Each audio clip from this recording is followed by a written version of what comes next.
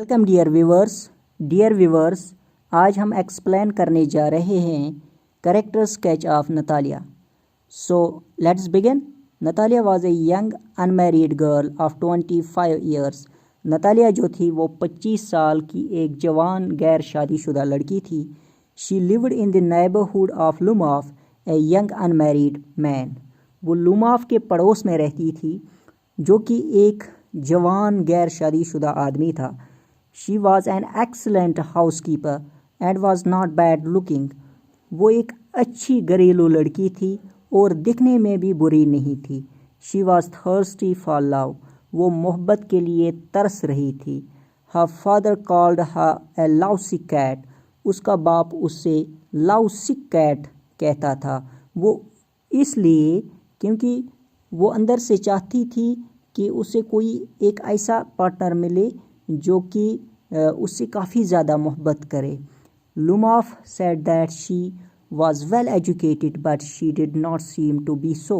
लुमाफ जो था वो सोच रहा था कि नतालिया जो है वो एक वेल एजुकेटेड लड़की है, लेकिन जब वो उसको प्रपोज़ करने के लिए गया तो उससे ऐसा नहीं लगा कि वो एक वेल एजुकेटेड और वेल मैनर्ड लड़की है। She was very quarrelsome and abrasive by nature. वो फितरतन झगड़ालू और बदसलूकी करने वाली थी। She began a bitter quarrel with Lumaf over a piece of land that had little value.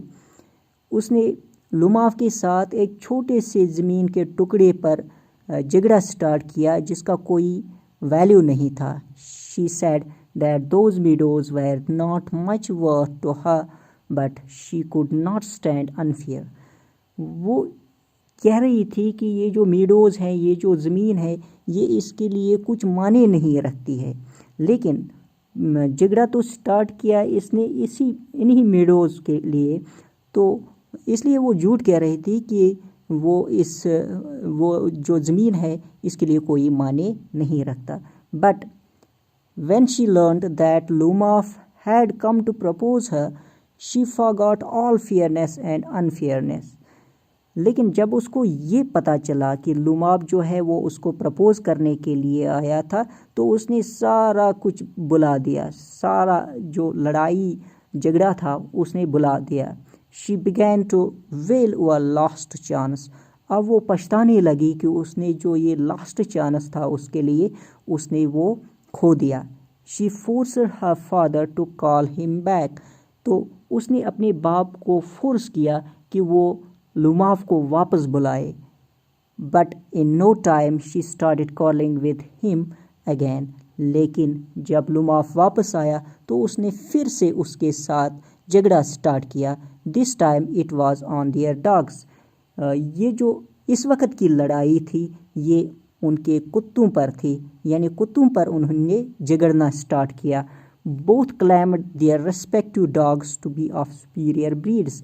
वो जो दोनों थे वो अपने अपने कुत्तों को क्लेम कर रहे थे कि उन्हीं का कुत्ता जो है वो सुपीरियर ब्रीड का है, वो एक अच्छी नस्ल का है। होप कि ये जो एक्सप्लेनेशन है ये आपको अच्छी तरह से समझ आई होगी। Hope you find this helpful. Thank you.